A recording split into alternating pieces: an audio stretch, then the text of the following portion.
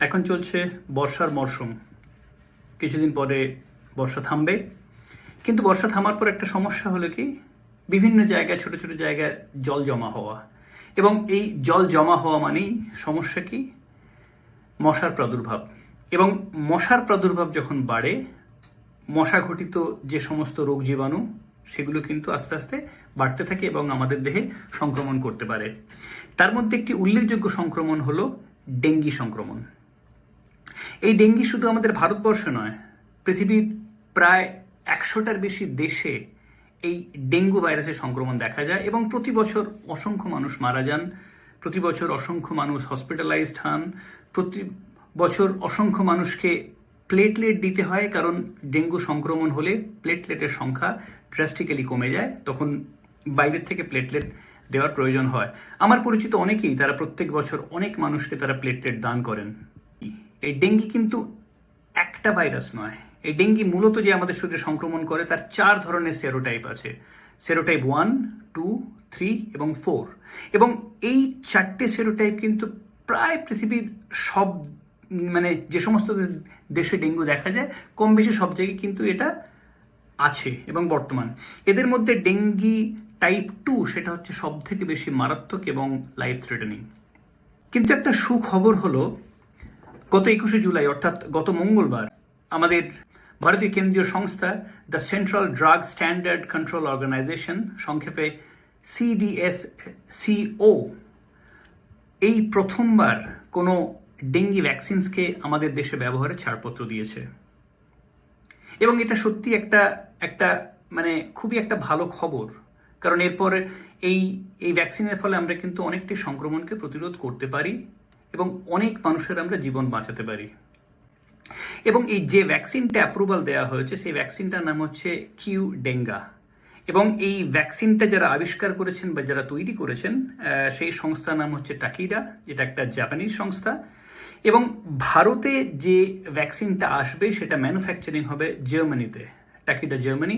এবং ভারতীয় যে পার্ট, অর্থাৎ টাকিডা ফর বায়োফার্মাসিউটিক্যালসের যে ভারতীয় পার্ট, তাদের তত্ত্বাবধানে এই ভ্যাকসিন জার্মানি থেকে আমাদের দেশ ভারতবর্ষে আসবে এবং তারপর সেটাকে মানুষের মধ্যে দেওয়া হবে।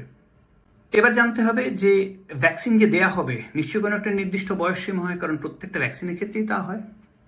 এবং এই ভ্যাকসিন যে কিউডেঙ্গা দেওয়ার বয়স হচ্ছে 4 বছর থেকে 60 বছর পর্যন্ত প্রত্যেকটি মানুষ তারা এই ভ্যাকসিন নিতে পারেন।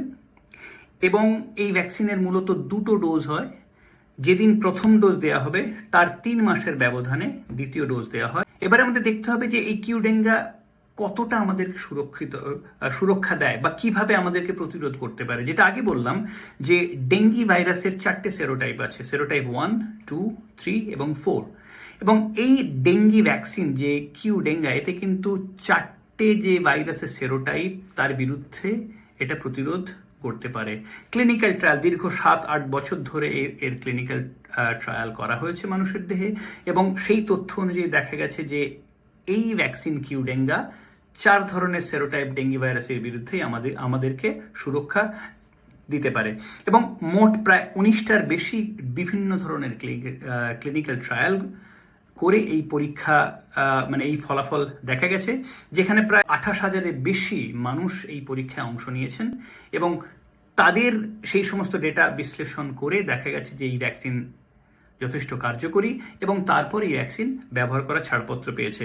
এবং এই প্রথম এই ভ্যাকসিন ব্যবহারের ছাড়পত্র পায় 2022 সালে, আর আজকে আমরা আছি 2026, অর্থাৎ 4 বছর ধরে এই ভ্যাকসিন কিন্তু ব্যবহার হচ্ছে। সারা পৃথিবী জুড়ে বিভিন্ন দেশে প্রায় 3,20,00,000 ডোজ অলরেডি দেওয়া হয়েছে।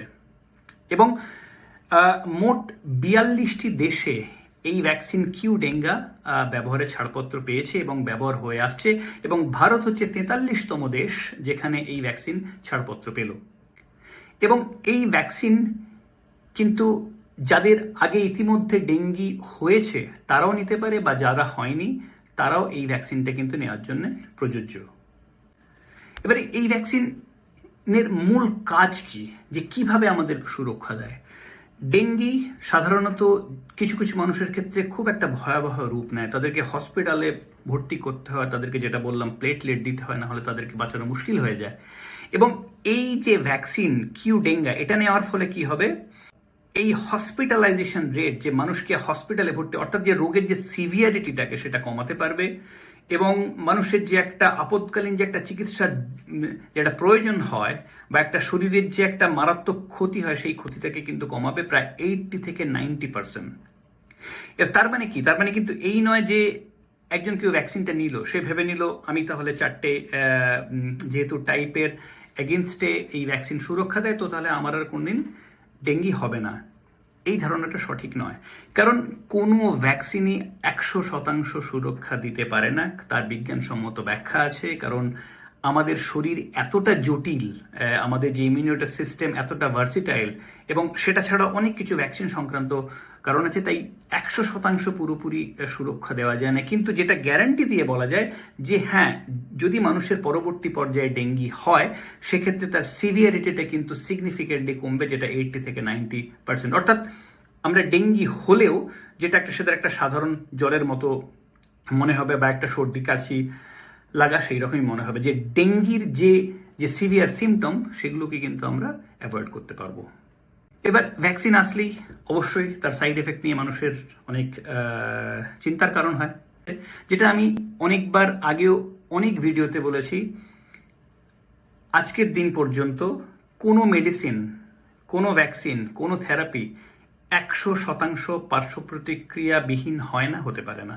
আগামী দিনে হয়তো সেটা নতুন টেকনোলজি আসলে হয়তো সেটা হতে পারে, কিন্তু আজকের দিনে সেটা সম্ভব নয়। কিছু কিছু তার পার্শ্ব প্রতিক্রিয়া থাকবেই। যেমন বিশেষ করে সব থেকে বেশি যেটা কমন সাইড এফেক্ট, যেটা ভ্যাকসিনের ফলে, কারণ ভ্যাকসিন ইঞ্জেকশন নিয়ে দেওয়া হয় মূলত বেশিরভাগ ক্ষেত্রে, সেক্ষেত্রে কি হয়, যেখানে দেওয়া হয় সেই মাসেলসে পেইন হতে পারে, সেটা ফুলে যেতে পারে, কিছুটা রক্তপাত হতে পারে, কিছুটা হালকা হয়তো ঘা মতো হয়ে যেতে পারে। এগুলো সাধারণ সাইড এফেক্ট, কিন্তু এগুলোকে কিন্তু সেখানে লিস্টেড করতে হয়। এছাড়া কি হতে পারে, কারো হয়তো একটু হেডেক হতে পারে, হালকা গা বমি বমি ভাব হতে পারে, কারণ নেওয়ার পর আমাদের ইমিউন যে সিস্টেম কিভাবে রিয়্যাক্ট করবে তার উপর তার একটা স্লাইট একটা পার্শ্ব প্রতিক্রিয়া দেখা যায়। এবং আরও কিছু কিছু ক্ষেত্রে হয় একটা স্পেসিফিক মাসেল পেন, যেটাকে বলা হয় মায়ালজিয়া, সেটা হতে পারে। অর্থাৎ কোনো একটা জায়গায় মাসেল পেন হচ্ছে, কিন্তু আমি নির্দিষ্ট করে বলতে পারছি না এক্স্যাক্টলি কোন জায়গায় হচ্ছে। এছাড়া অনেকের আবার স্কিন র্যাশেসও হতে পারে, এবং এগুলো খুব খুব সাধারণ স্বাভাবিক, এবং এগুলো বেশিরভাগ ক্ষেত্রে এগুলো কোনো ট্রিটমেন্টের দরকার হয় না। সময়ের সাথে কয়েক ঘন্টা বা কয়েকদিন পরে আপনি ঠিক হয়ে যায়। এবং যদি কোনো ক্ষেত্রে সেটা ঠিক না হয়, তখন অবশ্যই চিকিৎসকের পরামর্শ নেওয়া উচিত। তো সেই সূত্রে এই ক্লিনিক্যাল ট্রায়াল, এই ফলাফল, বিভিন্ন দেশের এই ভ্যাকসিনের ব্যবহার থেকে পরিষ্কার বলা যায় যে এই ভ্যাকসিন কার্যকরী এবং এই ভ্যাকসিন সুরক্ষিত।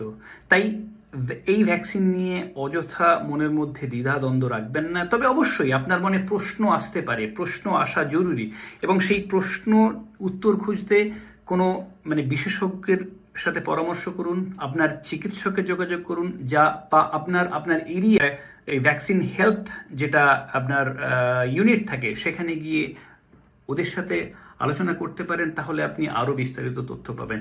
এছাড়া যারা আরও পড়তে চান এই ভ্যাকসিন নিয়ে, যেটা বললাম ভ্যাকসিনটা অ্যাপ্রুভাল পেয়েছে 2022 সালে, এবং তার আগেও বিভিন্ন ধরনের রিপোর্ট, ক্লিনিক্যাল স্টাডি রিপোর্ট, সমস্ত কিছু পাবলিক ডোমেনে উপলব্ধ, সেখানে পড়তে পারেন। অবশ্যই যখন আপনার একটা ভ্যাকসিন নিচ্ছেন, সেই ভ্যাকসিন সম্পর্কে, তার কার্যকারিতা, তার পার্শ্ব প্রতিক্রিয়াতে কি হতে পারে, কি না হতে পারে, কি ঝুঁকি থাকতে পারে, কি অ্যাডভান্টেজ পেতে পারি, সেটা জানার অধিকার প্রত্যেকটা মানুষের আছে, এবং সেটা জানা উচিত। কিন্তু প্রত্যেকটা চিকিৎসকের ক্ষেত্রে প্রত্যেকটা মানুষকে সেটা হয়তো অনেক সময় ব্যাখ্যা করা সম্ভব হয় না। তাই প্রয়োজন হলে নিজে তথ্য যাচাই করুন, কিন্তু কোনো সোশ্যাল মিডিয়া বা কোনো হোয়াটসঅ্যাপের ফরওয়ার্ড করা পোস্ট যেখানে কোনো রেফারেন্স থাকবে না, সেই তথ্যে বিশ্বাস করবেন না।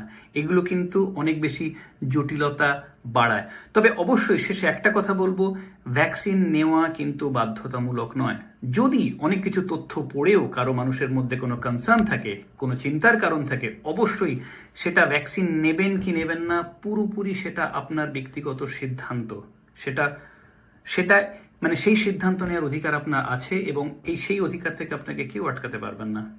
কিন্তু ভ্যাকসিন নিতে হলে অবশ্যই তার ভালো দিক, খারাপ দিক, কতটা ভালো কতটা খারাপ, কিভাবে নেব, কেন নেবো, কখন নেবো, আমি কতটা ঝুঁকির মধ্যে পড়ি, সেগুলো জেনে নেওয়া ভীষণ দরকার। কারণ একটা কথা মনে রাখতে হবে, prevention is much much better than cure. এবং এই প্রিভেনশন দিতে পারে কিন্তু ভ্যাকসিনস, আর যেটা আমরা ওষুধ খাই সেটা কিন্তু ট্রিটমেন্ট। আমরা যদি আগেই কোনো কিছু প্রিভেন্ট করতে পারি, তাহলে সেটাকে কিন্তু ট্রিটমেন্ট করার পরবর্তী পর্যায়ে দরকার পড়ে না, কারণ সেটা অনেক বেশি এক্সপেন্সিভ এবং শরীরের জন্য সেটা অনেক বেশি ক্ষতিকারক।